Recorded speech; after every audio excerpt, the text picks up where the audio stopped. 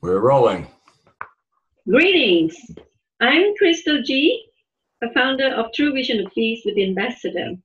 It's my honor to welcome everyone back to the second part of our first True Vision of Peace Sunday special with this theme called Seeking Greater Understanding of Building a Better World Together.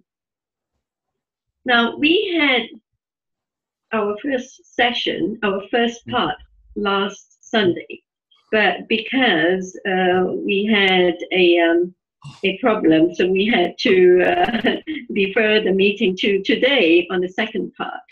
So the second part now begins with where we have left off from when we were into the question and answer session. So today we're going to continue with the question and answer. We've got, I think, Jeff and Daniel left to ask the ambassador some questions. And then after that, we'll begin the think tank session. The think tank discussion will then be lasting for about 40 minutes or so.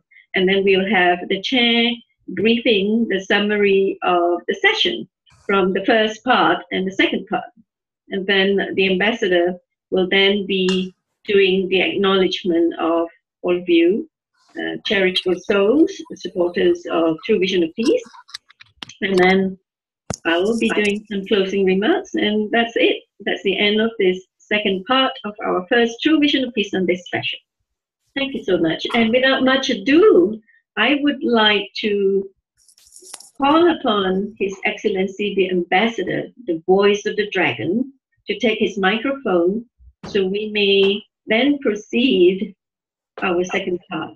But before I go on to that, I would like to ask if the ambassador is aware that Ron Van Dyke, our former member of True Vision of Peace, has gone to the hospital today, and if ambassador would do a short little prayer for his well-being and recovery. Yes, he went to hospital not today, but he went to hospital I think the day before yesterday, or in the morning my time it becomes yesterday, but for Americans it's a little bit before me, you know. And I really hope and I pray that he will very fastly recover. And he's a brother and friend to me, so I dearly hope and pray, and also from the Red Dragon too. We hope that he will fastly recover and his family will be revealed and having him back in full force. And I believe that he will very soon. Okay, so may God bless him. Okay. So it is. And so what I wanted to do today is that I wanted to invite the people here on the panel that has been here to basically share their opinions about how to create a better world. And basically I will be listening into what they have to say, and afterwards I will address something of it, and then we will be closing this after this thing, and then we will go meeting up again at a later time, all of us together. Okay.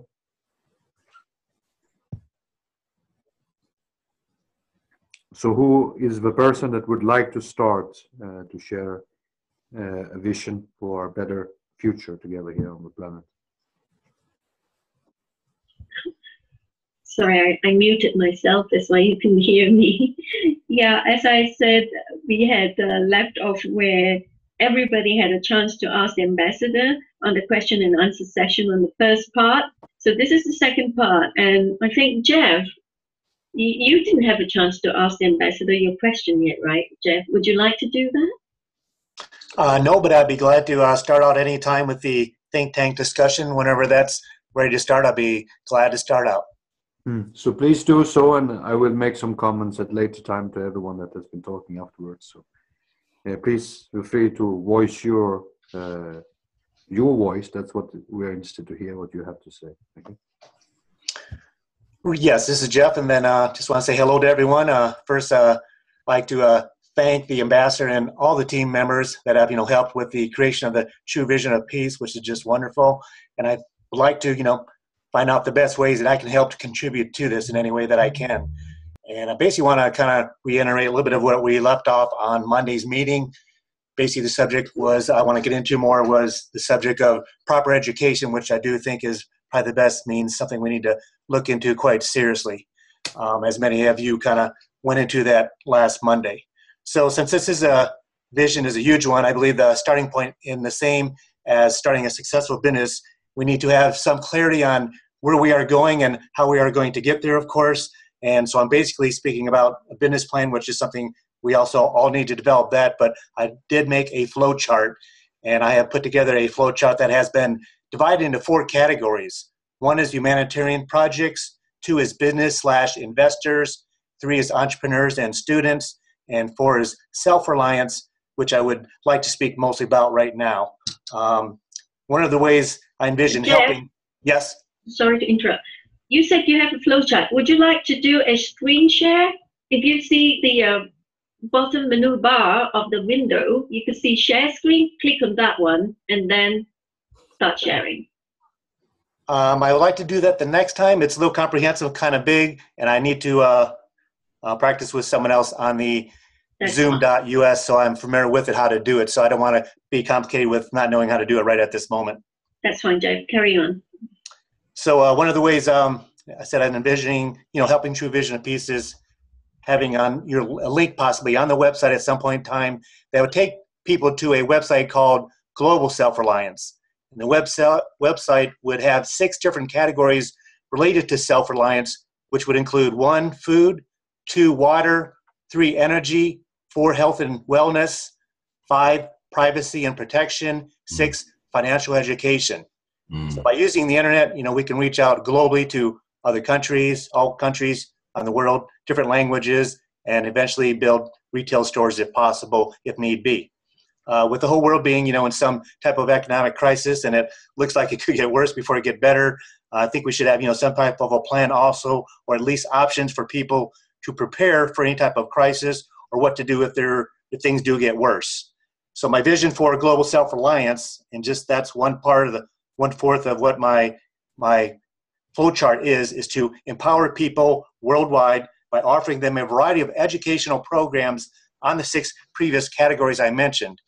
And as we educate people about being self-reliant, not only can we teach them, about the best way possibly to grow their own food at home, the best way to have clean, pure water, or to save on their energy bill, we can also have the opportunity to educate them on knowing the truth in a variety of subjects, which is very important, which the ambassador and many of us can all participate together to put that together. So I think the bottom line is we should use education to teach people the truth, and this will empower the human race and give it a chance to get back on its feet and hopefully get our freedom back. So that's really it. And thank you for everybody for listening in and having me the opportunity to be on this call. Well said, Jeff. Thank you, Jeff. We would like to hear from you if you could write in, and then we'll discuss that further with you. So, Sure. meanwhile, Thank you. over to the next one. I would like to add, hi, it's Daniel. I offered that we have projects that are links such as Jeff's underneath the True Vision of Peace, linked to more of these verified projects that list under certain, the SOS section of True Vision of Peace, or where they belong. And so when people want to volunteer, they can see that there's an avenue of choices they can reach that are funded by and led by the True Vision of Peace. I would like to caution that writing the truth that we have to give to others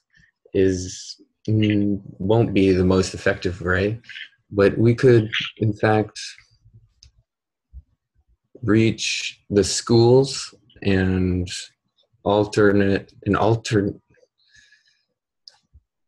An alternate approach could be that instead of teachers, they're leaders, and there's outdoor classrooms, and there's many, many new ideas coming out in the ecological design. For education in college, there's many new ideas, and education students willing to take these projects. They're looking for an employment, or they're looking for an avenue to connect to the ambassador of the Red Dragon family. Then they can follow the steps and make their business plan and incorporate until there will be a chance for them to help or join one of the branches of the True Vision of Peace. And so we'll know where we're going, and we'll stay organized and have all these different branches able to interact through the True Vision of Peace. Thank you. That's my spiel. Thank you, Daniel. You're so spot on there. Yeah, it starts from the grassroots level in education, doesn't it, for Save Our Souls, SOS. Now, we'll move on to the next person who would like to make a statement here for a think tank. Or is there anyone who would like to do a comment on what Jeff and Daniel has put forth for us to brainstorm on? Yes, Crystal, I agree with Jeff from what he just said. All those things, and Daniel, those titles already exist, as you said, with the Save the Water, the Save the Earth. The soul part is where the education needs to be in, and giving a man or woman a fish they will eat for a day, teaching them how to fish, they will eat forever and help others eat. So basically, as we said the other day, education, sharing of knowledge. Like, you know how, I don't know how many people in school have had, like in Australia, we have a thing called RE, which is religious education, where if through the Dragon family, if we could fund something like that through different schools where people like us could go in there and for an hour, volunteer our time, to just have a general discussion with kids, not to tell them that this is the way the world is or this is the way it should be, just encourage free thinking, right? Let them think and be what they want to be. I actually engage with a lot of youth with this stuff. And some of the things that come with this, like you can see who the old souls are and who are not awakened yet at any age. So definitely in the soul side of things, we need to encourage something like that. And that's the only way we'll be able to achieve, because to do anything in the future or have peace or whatever, we need to change the present in the sense of awakening it now so that we can have a foundation for the future. Without any action, we all know this, and I'm just agreeing with what Jeff was saying, that like we have to do something so that we do have a better future. If we don't do it and everyone says, oh, it's not my problem, and let it be, the problem will always be there. And it's not always about just money, as Jeff divided everything into 4 categories. Yes, there's a business arm to it. You need to have money to fund things, but there's a lot of stuff that, just like the soul part of thing, it's education, it's knowledge we already share, we already have. We need to make it available to the greater mass as like a chat thing on the website somewhere where people can, if they have a question, they can ask the question and someone else that's logged in at that time can answer that question for them. So share of knowledge is growth. Yeah, I think one of the tricky things with education, and I totally agree with anybody here who agrees that education is critical and perhaps a big focus point, if not the focus point, is the bureaucracy that's currently around.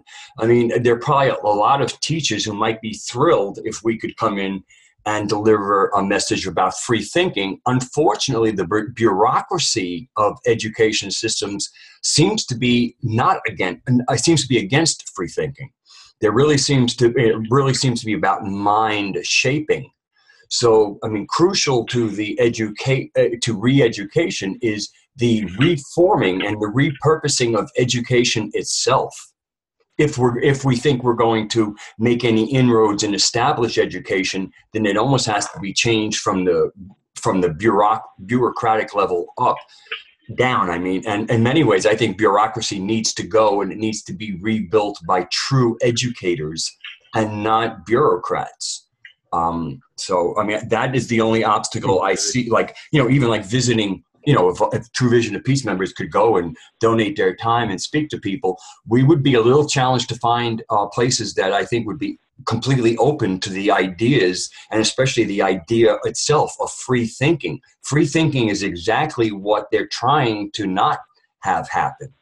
So that's definitely a goal to identify, is how, education has to be repurposed, and the bureaucracy. I mean, just the absolute kind of government aspect of it, coming from government type minds.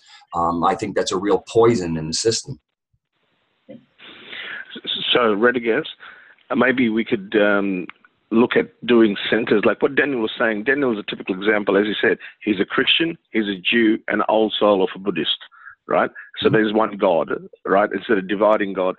So we have multi-faith centers in a lot of countries. I know we definitely have them here, but they're not really multi-faith centers. It is a multi-faith center in the sense that all faiths go there, but they don't interact with each other. They do their own stuff. We need to have a True Vision of Peace multi-faith center where, if we can't do it through the education system, we need to have a place where people can come in if they feel comfortable to go there to discuss open thinking or free thinking. Like if we could start something small, and then as people increase, we can increase. I'm not saying to create a church or whatever, but just a hub of sharing knowledge, but a true multi-faith center. Like, I mean, I go to, as I was saying the other day to the ambassador, after having 4 near close death scenarios, I tried to do the exercise of finding God. Then I realized I was looking in the wrong places. God's actually sitting inside of me, and I don't need to go running around. But I went to all different faiths, and everyone tried to convert me into their thinking, right? And that's why education is a very big thing, because unfortunately, the 4 pillars or 5 pillars of religions, they keep trying to convert people. It's not about converting, it's about letting them be free. So, I mean, yes, I understand the whole structure of education needs to be changed, but that's a lot harder than like a droplet trying to start somewhere. So if anyone else has got any idea, especially like, I mean, Jeff is passionate about this, I know, and Daniel is, and even Brett, you have some great business ideas from the other day about, so if someone's like, that's like starting a dot, and then it'll expand from there. Well, I like to address the situation here in relation to multi-faith and religious doctrines and so on and so on. Myself, and I don't know if you're maybe familiar with Red Dragon's vision of the temples, but I believe also that it's important to create basically a temple where everyone can go to worship. Okay.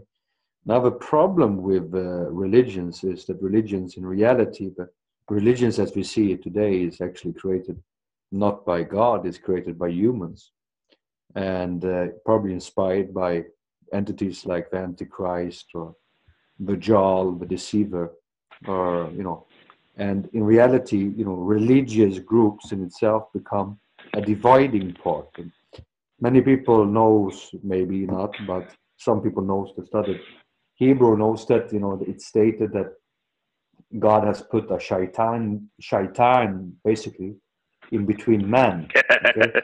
And basically and shaitan or Satan basically means an obstacle, okay? And this is the problem, is that we are fighting who is right, and not fighting about serving God, okay?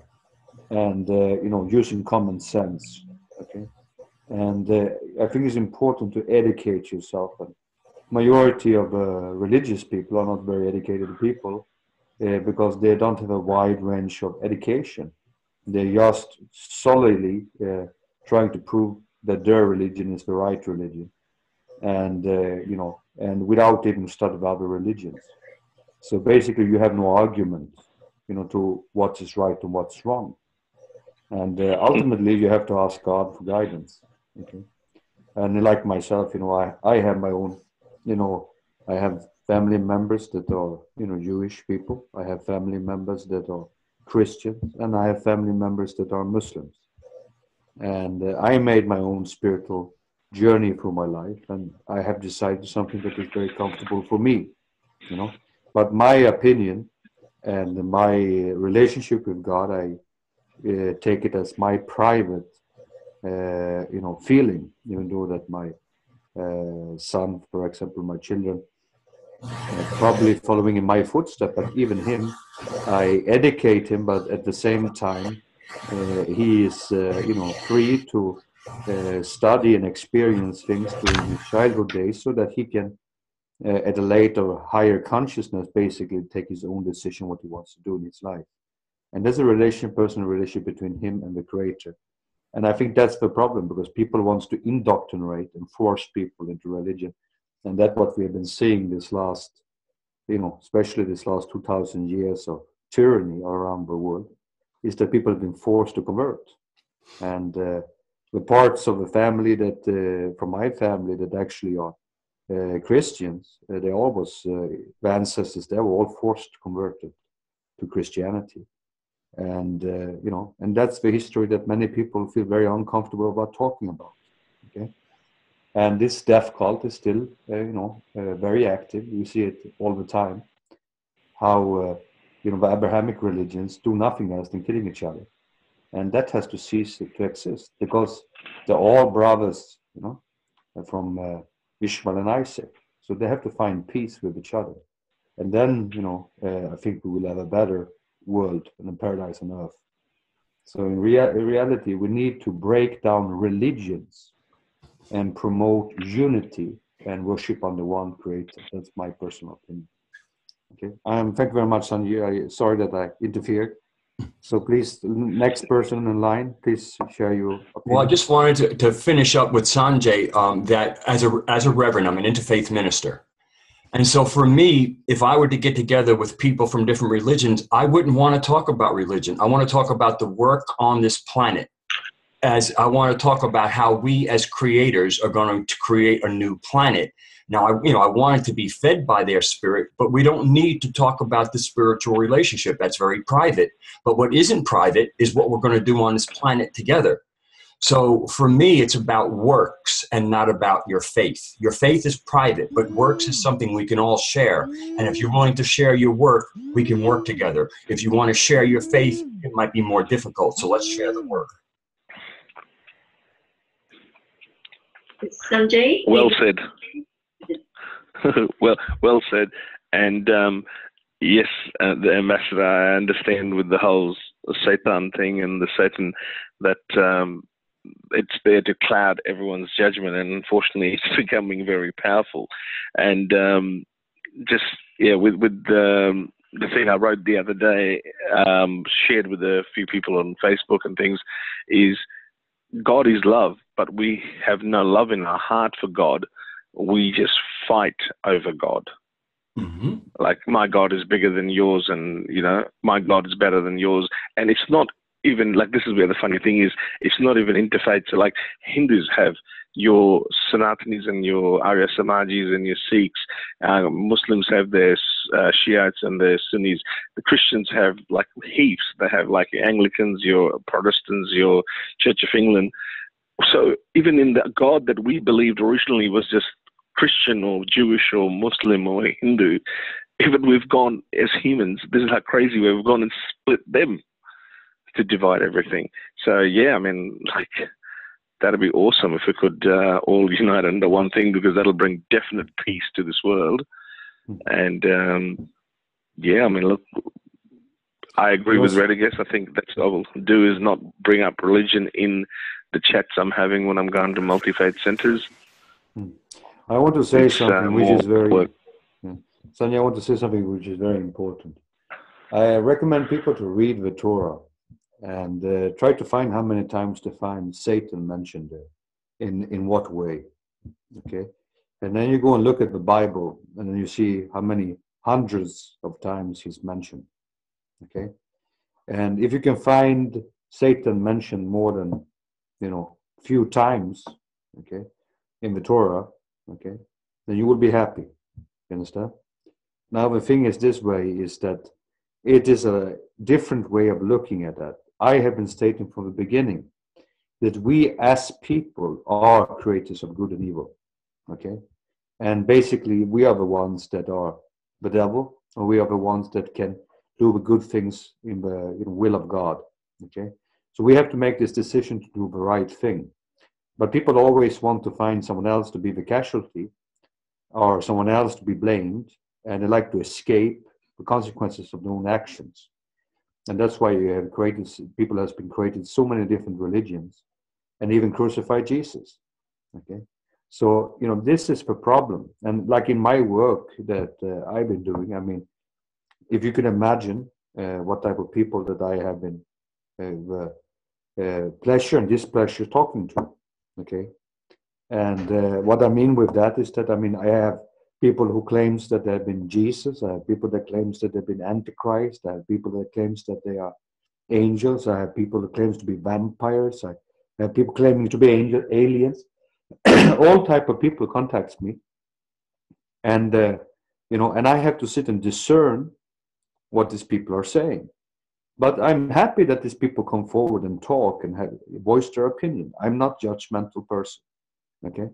And I will discern what is my opinion, but sometimes I had to say, especially to the person claiming to be Antichrist, I had to say that I'm sorry, but you're not smart enough, okay? And that's basically, my feeling, This entity has to be a very deceptive person. And I think that we see Antichrist every single day. We just need to open our TV or read the magazine, or, you just pay with your card, try to do something without your, your passport or ID card and number. So the year of 666 and Antichrist is here. And I think that people should stop focusing on Hollywood and focus on reality. And we are basically the ones that can set humanity free by our own actions and do good or bad. Okay. And that's what True Vision of Peace are. It's to basically not to promote any other religion over another religion, and actually to, try to find what is actually unifying us. And that's how we can find peace within. And, it's like I always say about, we have to have peace, both physically, mentally, and spiritually. And, if we want to do the right thing, it's very simple. We need to do what we want people to do to us, we should do to others. Just like our dear friend, Jesus said. And so it would be very nice if Christians would follow that, commandment. Okay, but this is the problem. And like you said, the Shias and the Sunnis. Inside of this type of groups, you have over 74 sects too. And, Christianity have thousands of sects, and all the different religions have sects, because it's humans who wants to control other humans through religion. And that's satanic, by my opinion. And try to unify is what is our goal. Thank you, Sanjay. Thank you, Ambassador. That is so clear. Now we have 6.5 minutes left before we take a little break. And then we will come back again for the third session. This is the second session, so we have 6.5 minutes. Is there anybody who would like to make a comment on the thread of discussion right now? Because Yes. This is a think tank session. Yes, Jackie, welcome back. Hi. I've been giving great thought to the word forgiveness, and I have been thinking about the Gita and my role as a warrior, and the role of educating people as well. And the thing is that I see is that we have this group out there that is very, they'll take out anybody that has a belief system different than themselves, and they are very controlling and murderous and everything else. And I personally do educate as many people as I can, but I am always facing a brick wall most of the time. Occasionally I make some headway, but the thing is, most of the time people are afraid, they're ignorant, as you say, and religion to me drives, the force behind it. And the thing is that I am questioning about myself is if I was forced to meet one of these devils, like that would take out a life, or they don't have any concern for anybody else. What would I do? Would I respond? Would I defend myself? I believe that we will all go home at the end of this life. So my life, I probably wouldn't defend for, but if a child was in the room and they were going to attack the child, I would fight like a wild cat. So my question, I guess, is, forgiveness is one thing. Do we allow these people to continue their destructive acts against humanity? Where do we educate, and how do we protect ourselves against them when they attack us? That's it.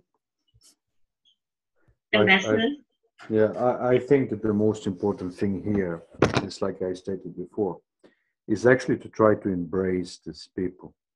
It's like, for example, everyone wants to be the victim. And like I said, the ones that started, I don't know if you remember this, but this was the thing the Red Dragon started a long, long time ago, when he was encouraging all of us to ask for forgiveness for our own clans, okay, for our own group of people, okay, and ask for forgiveness for all the atrocities that we have been doing to others. And I came across people that, that refused to ask for forgiveness for the crimes that they have been committing. Understand? Because according to them, they didn't consider that what they did was a crime. You understand? Mm-hmm. But if people continue to have this, like you talk about, because what it is a deaf cult, okay? And if this deaf cult cannot stop, okay, then we need to deal with them just like we deal with any other disease, okay? And and that's what we need to do. But first, we need to contain it, okay? And then we should start with embracing them and ask for forgiveness ourselves. And when they're standing there and basically not acting, then you clearly see who is the aggressor.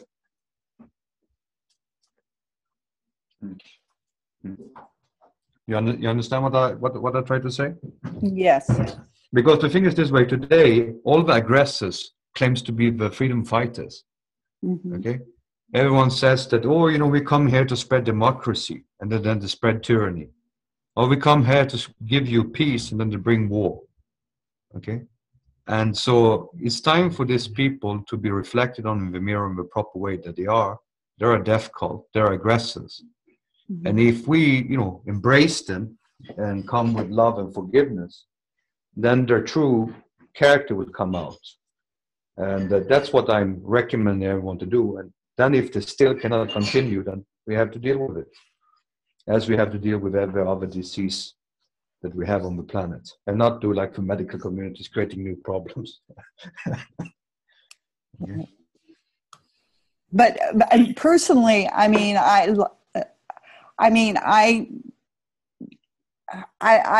beginning to wonder if they will ever stop the persecution of humanity. And personally, I'm asking my own self, and I forgive them because I understand that they've gone through things since childhood. I don't have any problem with forgiveness. I'm questioning my personal, how I'm supposed to respond to somebody that's aggressing toward me. Would it be, this is my question every day. How would I react? Would I react as a warrior fighting for God? And how did the angels act? Against, darkness. There is a force of light fighting the darkness. I want to be on the side of light. And so it's a personal question for me. I'm probably asking you how you think about this. Yeah, I've got to hold you there. Ambassador, got to hold you there because we're going to be locked